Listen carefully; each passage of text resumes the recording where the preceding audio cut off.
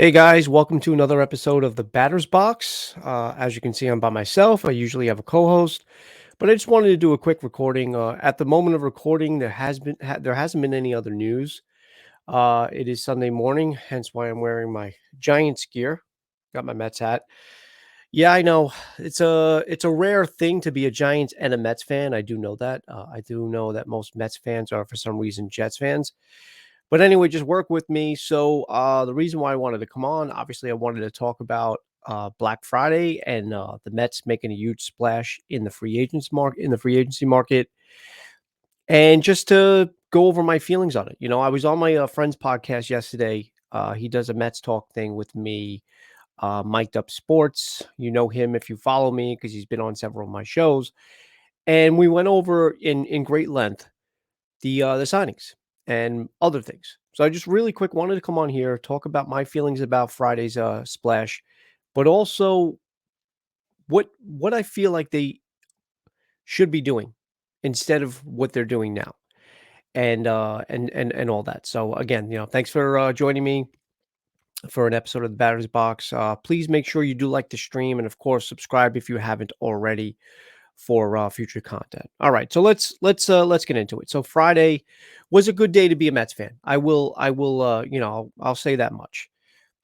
I know a couple of things that Cohen wanted.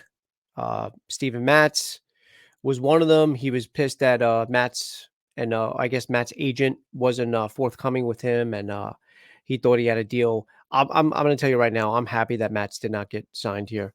I didn't want Matz back. No offense to Steven Matz. And I was telling this to Mike on his show yesterday. You know, uh, the Long Island kid.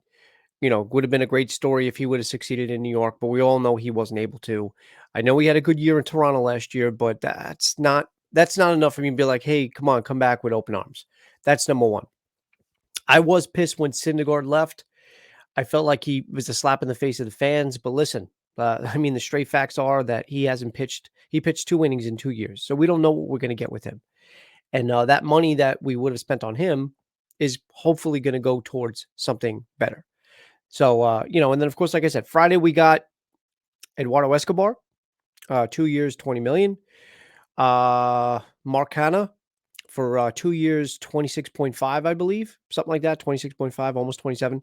And then, of course, the big signing was Starling Marte for, I think, 4 years, just under 80 million. Now, as I was telling this to Mike yesterday on his show, the fact that I know or we're told that the Mets aren't done.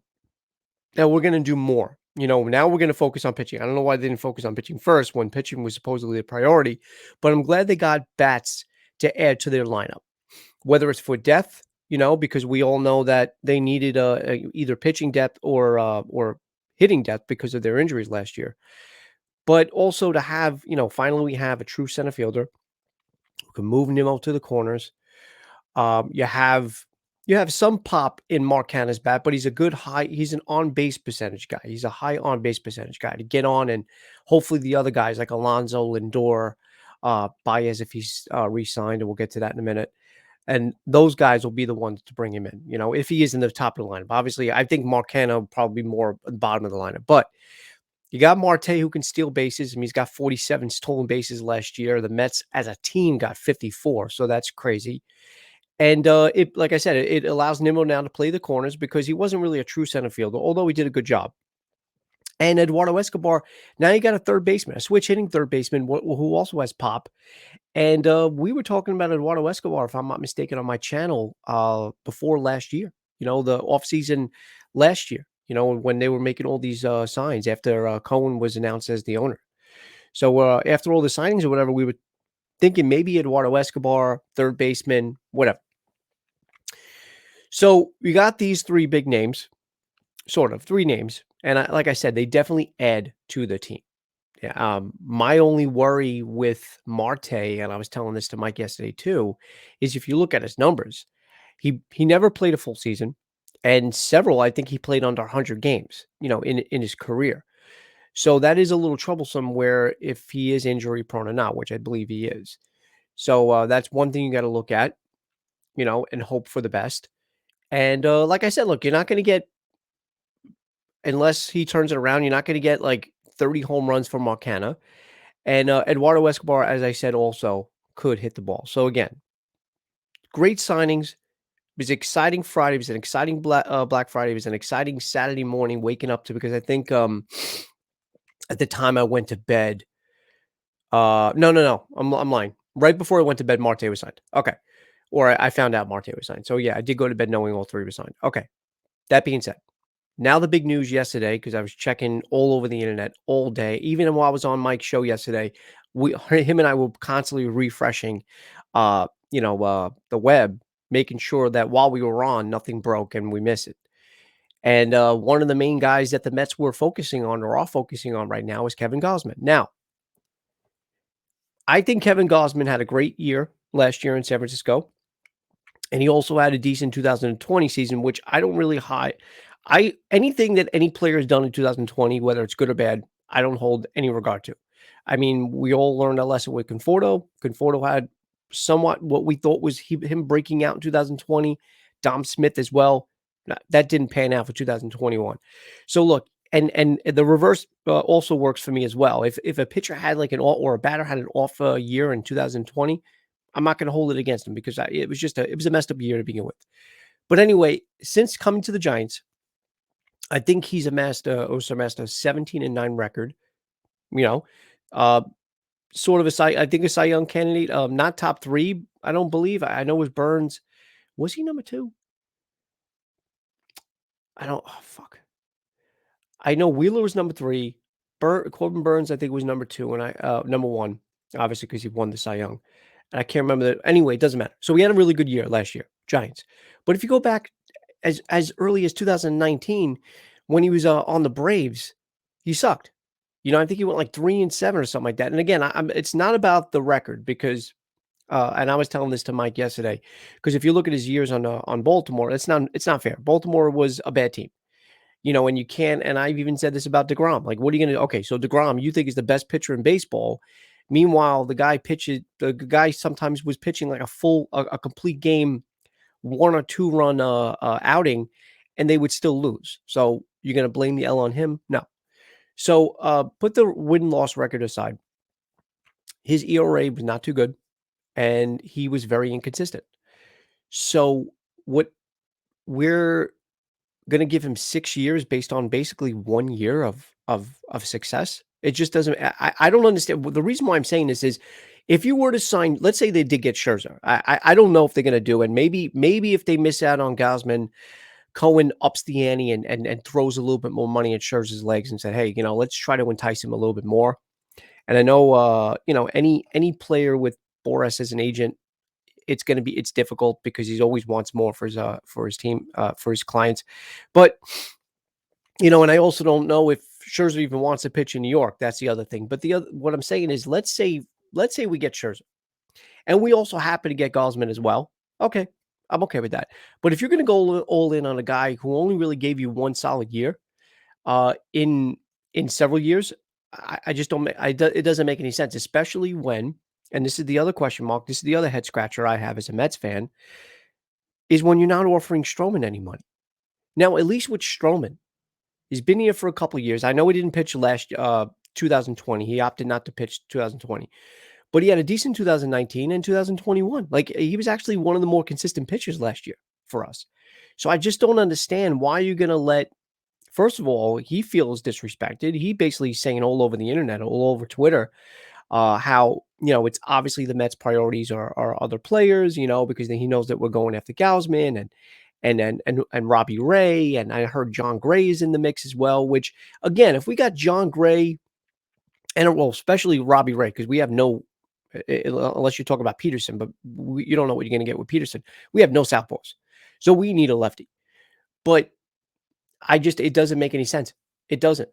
Why they're not going to go for Stroman, or they haven't at least talked to him or whatever. I mean, the guy doesn't even feel like he wants to be, that he's wanted anyway at this point. So I wouldn't be surprised if they do let him go. But what happens if Gausman doesn't take our offer? What if he does end up signing for the Mariners because he wants to stay on the West Coast, or even staying with the Giants? Because even though they're offering only 2-3 years, I think his annual average salary will be higher, because it's more money per year. But the other thing you got to ask yourself too, and it's the same thing with Carlos Rodon, because Carlos Rodon had a great year last year. You know, um, he pitched a no hitter on the 15th of April, uh, injury, whatever. And I know towards the end of the year, because of the injury, he came back with velocity was down. You got to wonder why they haven't offered him a qualifying offer. And I think it's almost the same thing. What do the Giants know about Gausman that they're not offering him more than 2 or 3 years? You got to think about that. Normally when a pitcher has a great year like that and he's on your team, you're doing everything you can to sign him or re-sign him, I should say, or extend him. But that's not the case with the Giants. So there are a lot of question marks behind Gausman and what he's going to bring to the Mets if he gets signed. And if you're going to go 6, even that 7th year that I keep seeing on the internet, which they're like, oh, the Mets might have to go 7 to, increase the bid on over Seattle. No, we don't. You're going to give 7 years to a guy that only pitched really one good year? No, no. And I'm not saying he didn't have success in Baltimore. No, that's not the case. In fact, I remember when he was on Baltimore, I thought he was a decent pitcher, but I don't think nearly enough, nearly as good as what the Mets want to offer him. That's all I'm saying. So like I said, if they re-signed Stroman and went after a guy like Scherzer or Robbie Ray or even John Gray, I'd be happy with that. You don't have to go after, because look, John Gray, look what he did in Colorado. Even in Colorado, John Gray had some success this year. Why not go for a guy like that? And again, Robbie Ray, breakout year last year, towards the end of the season. So, or at least the second half, I believe. I remember I had him on my fantasy. That's why I know. And I did not let him go towards the end of the year. But, these are the guys I think you should go for. I don't know about Gausman. I'm sorry. But like I said, if you got Gausman with these other guys as well, and not just Gausman being your front runner or your prize, then I'm okay with it, because he can go either the back end or he can go in the middle. And if he does have an off year, you have other guys to step it up, and like I said, hopefully, and I said on this, I'm sorry, not now, but on Mike's show, hopefully DeGrom has a bounce back year and he's not hurt like as much as he was last year or at all. And then the other thing is, I know a lot of people want is Javi Baez being re-signed, and I wouldn't mind that as well. I love McNeil. I do. He used to hit for high average and used to get on, but he swings way too much at first pitch. He doesn't have what's the word? He doesn't have not composure, discipline. When he pitch it, he's a free swinger. So I don't want to lose McNeil unless they can trade him for, something that they need, especially, I haven't even gotten started on the bullpen. But to have Baez playing second and Lindor short and Eduardo Escobar third with Alonso at first, oh God! Along with the guys that we just signed for the outfield, sign me up, 100%. I really wish the Mets would focus on Stroman and Baez, focus on the guys that are on your team right now, get them a contract, and then also at the same time focus on other pitching in the free agency market. I don't know why they're going after Gausman at 150. I heard 6 years, 150 million and whatnot. Even though I know that's not that much, especially for Cohen, but I don't think he's worth it. I really don't. And look, hopefully I'm proven wrong. Hopefully let's say they get him and he has Cy Young caliber year next year for the Mets. Then I'll be like, and then I'll come on and be like, you know what, guys, I was wrong. But at the same time, I don't know. I really don't know. But the other reason why I wanted to make this stream is I wanted to know what you guys, as fellow Mets fans, what do you guys think? What do you think about the signings that they did on Black Friday? Are you happy Marte is a Met? I know Marte has been one of those guys we've been talking about for years. I know McCutchen was as well, but Marte was because we wanted a center fielder. And, Mark Canha came out of, no pun intended, left field. Well, I know it's probably going to play right, I think, or left, either one. But he came out of left field. I had no idea we were going after him or if he was even a name on the list. But Eduardo Escobar, I am glad that they signed him, and most likely going to be for the corner, at third. I mean, I know he could probably play second if they need him to, but I think they're going to probably get better use of him at third. We still got guys like Dom Smith. I believe we still have JD Davis. I don't know what they're going to do with him. As I said to Mike, I don't know what you do with a guy like Cano. I know he's battling back problems right now, but he has served his suspension. So they are on the hook for his contract this year and next year because he's got 2 years left. So I don't know what you do with a guy like Cano because I think we said it was like 16 and a half, I think. is what it comes out to for 16 and a half each year is what we're paying him left over on his contract because Seattle's still on the hook for a 7.5. So you don't pay nearly 17 million a year for a guy to just put on your bench. So I don't know what you do with Cano. And I know they're talking about starting pitching, but what are you doing about your bullpen? You know, you lost one of your best guys in Aaron Loop, which another head scratcher. I know they got Brad Hand on waivers, but I don't know if he's still on the team. I think that was like a rental, unless they. Again, I could be wrong. So you really don't have any lefties in your unless Gil Martin is a lefty. I don't think he is. But I don't know what you do with your bullpen. I don't know. I don't even know who's a free agent, but they obviously have to work on their bullpen as well because their bullpen. But also too, what I was telling Mike, and then I'll end the stream here. I didn't want to go on too long. What I was telling Mike is what I think they need to do. I think they need to have not only starting pitching depth for the reason of injuries, but at the same time, they need guys that are going to go. They first of all, they need a manager that's not going to second guess every inning or second guess everything like Luis Rojas did. You know, if a guy is cruising through 6 innings, don't take him out in the 7th because he's known to implode in the 7th inning. Or if a guy gets on because of an error, don't blame it on your pitcher and pull him because after he's having a great outing. Let you guys go deep in the game. Let them go 6, 7 innings. I think 6 minimum. You need it because the bullpen was way overused last year.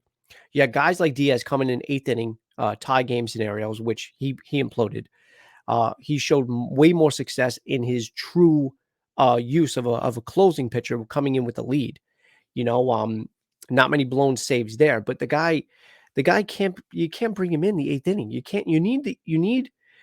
You need some type of format. You need guys that are going to bridge and segue him perfectly. But also at the same time, you want your starters to go deep into the game. That's first and foremost. So if they can get that out of these starters, whether the guys that they have on their team now or guys that they want to get in free agency or via trade, get guys that are going to go deep into your game, 6 innings at least. You know, if you can get 7 innings, that's great, but at least 6 innings. That way, guys like May, Castro, Lugo, if he's healthy, you know, obviously if these guys are healthy, let them come in, and then if you have a lead, obviously, bridge to Diaz and have him close out the game. You know, and more times than not, he's gonna do so. So, all right, guys. Like I said, please let me know what you thought of Friday's acquisitions. Where do you think the Mets should be focused on? I know it's pitching. I'm not saying that pitching should not be a priority because it is. If the only thing I think besides pitching needs to be a priority is I'm hoping Baez or one other bat, but yet another 2, maybe even 3 starting pitchers because, yeah, I know you have Walker, but look what happened in the second half of last year after after the All-Star break. I know you have Carrasco. Now, Carrasco unfairly, and I said this yesterday, and I'm going to retract it a little bit. Unfairly, he did come back after missing almost the whole season, because he was out with injuries. So hopefully a full season, healthy, Carrasco will have a bounce back year. But still, we don't know what we're going to get from him. And the other big question mark is, like I said, DeGrom, our ace. Are we going to get DeGrom back, or are we going to get what we got last year, where he pitches 1 or 2 starts and then is out for a few weeks? So that's why I think they should focus on 3 starters. And one of them I'm really hoping is Stroman because at least he has proven he can pitch in New York, and he's pretty much for the most part consistent. So I don't know what else you want. I really don't. All right, guys. Enjoy the rest of your Sunday. If you're into football, happy football Sunday. And of course, let's go Mets. Let me know what you guys think. Have a great day.